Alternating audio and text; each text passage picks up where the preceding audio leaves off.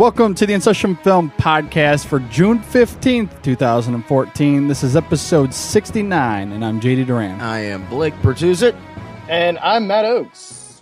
You're listening to the InSession Film Podcast. This is episode 69. Blake, we make pretty good partners, like the dynamic duo. Yeah, it's like we're Batman and Robin, except we're both Batman. Orale, vato. We're trying to see that product. Yo, Sleepy, what's up, homie? You know my cousin, Sad Boy. I think you got the wrong guy, Holmes. Everyone's saying about yo, Sleepy, he like the Mexican Wolverine. And my partner, he want to see that product. When he talking? My name is Jeff. That's Jefe, man. And tell me that crazy adventure you guys had. Go into incredibly descriptive details of the story so we all know. Oh, yes. It was Dora and Diego and Swiper. Swiper? And who was that you choked out, man? Oh, he had to come. Who was that? Boots. No, man, start over from the top. That's a made-up name. You want to check out the goods? Go ahead. Where'd you find this gringo? The Mumford & Sons concert? All right, 22 Jump Street is directed by Phil Lord and Christopher Miller and stars Channing Tatum, Jonah Hill, Ice Cube, and a few other people as well. All right, well, before we get into 22 Jump Street, I guess I want to ask you guys, did you like 21 Jump Street, and how does that play into what you thought of this sequel? Well, I remember seeing it just like on Blu-ray, kind of after it had come out. I thought it was pretty enjoyable, but it hardly blew me away. Having said that, my expectations for this weren't that high. I'd heard positive buzz, but I wasn't like, oh man, I loved the first one. I can't wait for the second one. So that definitely didn't color my impression, at least going in. Yeah, I actually just watched 21 for the first time on Wednesday. Oh, yeah. Just recently. Well, see, I put it off for so long there. I was just a big naysayer like the entire time. Like, come on, man. This is the same crap that Hollywood's doing, remaking generic, but sure. Other properties out there. You're going to turn a dramatic, 80s cop series into a comedy with this now. Come on. And then, and I heard other little, better things about it. Sure. When I watched it, it was like, okay, you know what? It's actually very aware of what it's doing. Yeah. And what I liked about the sequel, and it's easier for me since that fresh, is that they're extremely aware of what they're doing, and they point it out and call it out. Except for the only thing they don't do is like look right into the camera, and wink at the camera or whatever, because the stuff they're saying, like you get Nick Offerman. They saying, might as well have done that. Do the exact same thing. That's what Hollywood wants. It's basically calling out Hollywood in general, saying just do the same thing over and over and over here because that's what makes money. But the fact that it was as aware of itself, I really appreciated that, and it made it more enjoyable for me. Yeah, 21 Jump Street was a big surprise for me as well. Like, I wasn't sold on the trailers when it first came out, and at the time, I wasn't the biggest Channing Tatum fan either. Like, he's grown on me a lot since then, but at that time, though, I wasn't hugely on his bandwagon. So I didn't really catch that in theaters either. I caught it sometime afterwards, but it really surprised me. I was a big fan of the way that played out for a lot of the reasons you said, Blake. It was very aware of itself and goofy with intentional purposes there. But so that being said, I was expecting a lot of that going into this, especially if you saw any of the marketing for 22 Jump Street. Yeah. So that's kind of where I sat. So let me ask you guys this then, and Matt, I'll toss it to you. What did you think about 22 Jump Street? Caught, received. Let's see. 22 Jump Street was really funny. Joke for joke, I think that this is the funniest movie of the year.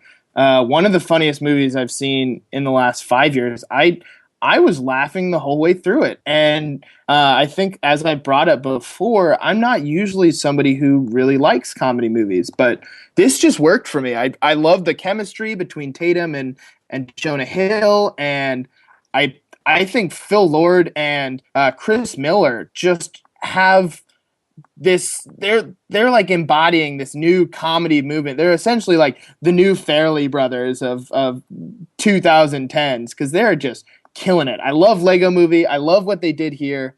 And it surprised me how much I liked it.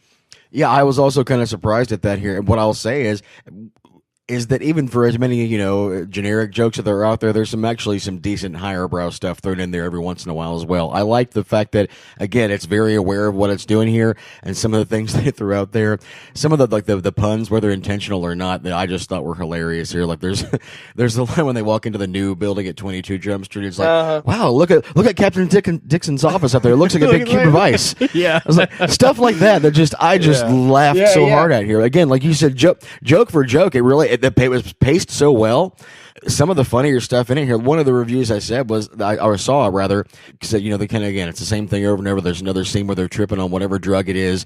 And then they said it was worse than the first one. I thought that scene was one of the funniest things of the entire movie. So I just like the split screen over there with the bad trip versus the good trip. Hilarious. But again, joke for joke, it was hilarious. I actually really loved it. Again, I was laughing out loud, and I do like that. About comedy movies, I like that experience as well. So, and I love how the film opened with previously on 21 Jump Street. Like you don't see that in film a whole lot. So that was kind of interesting. Definitely hooked me in. Well, it just sets the pace right out of the gate. For how self-aware and silly and referential it will be. Yeah, absolutely. And like you guys were saying, I love how this plays right into the sequel parodies and, of course, the buddy cop genre and different things like that.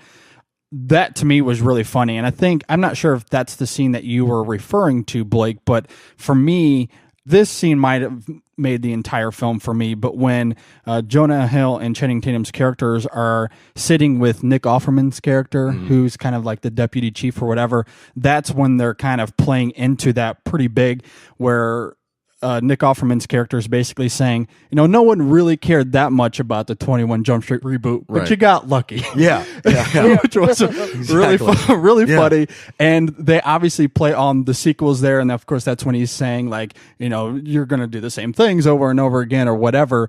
And I think what's funny about that is, and this isn't necessarily laugh out loud funny, but while his character is kind of setting that up about how sequels work and doing the same things over and over again, how the film plays out is very similar to the first one. Like they do that so intentionally. Like they're going to set up this premise as a joke, and then they just do it anyway. They're still going to do it. They're still going to play into it. Yeah. And so that's not necessarily the laugh out loud moments, but I found that inherently very comedic. And I just thought the writing of that was brilliant, despite all the gags and jokes that you could toss out there individually. I just thought that the way that they handled that main premise and the structure of the film was just really great.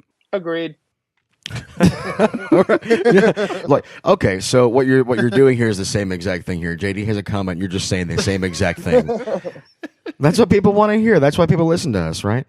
No, you're right, though. They do it on purpose. I think that you, for a second, think that they're going to not do that because they bring it up so early on there. Sure. But it's almost the exact same thing. But I think that it's the same way that I felt, and I was one of the few people that liked Anchorman, too, when it finally came out there. But it's like the same thing, but just on a higher level. It's just there's more of it, which I thought was hilarious. I thought for the first time in a long time, the sequel was better than the first. Oh, yeah. I think it's definitely better than the first. I'm not sure if I'm in that same boat, and I guess we can get into some of those reasons here shortly, but I think the first half of this film for me worked beat for beat. I think everything that they were doing, like once they get to college and they're kind of setting up what college life is like, and obviously they're exaggerating a lot of that. Yeah.